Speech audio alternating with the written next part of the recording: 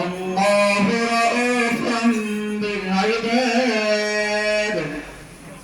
يا أيها الذين آمنوا जगा जगा हि धर्मस्य ग्लानिर्भवति भारत।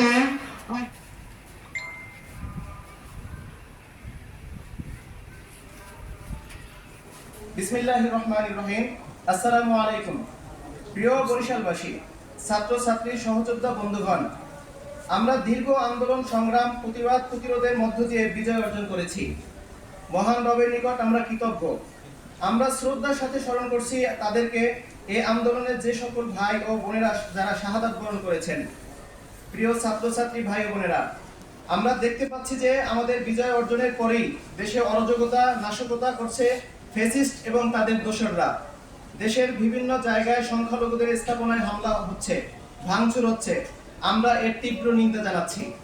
প্রিয় সাংবাদিক বন্ধুগণ, দেশে যে অরাজকতা হচ্ছে, মানুষের জীবনের নিরাপত্তাহীনতায় ভুগছে, সেজন্য মহামান্য রাষ্ট্রপতির নিকট আহ্বান জানাচ্ছি, দেশে আইন শৃঙ্খলা ফিরিয়ে আনার জন্য দ্রুত সময়ের মধ্যে কার্যকর ব্যবস্থা নিন। সবাই ঐক্যবদ্ধ হয়ে দেশ ও জাতি রক্ষায় শপথ নিব ইনশাআল্লাহ। আমরা এই বার্তাটি বরিশাল সমন্বয়কদের পক্ষ থেকে দিচ্ছি।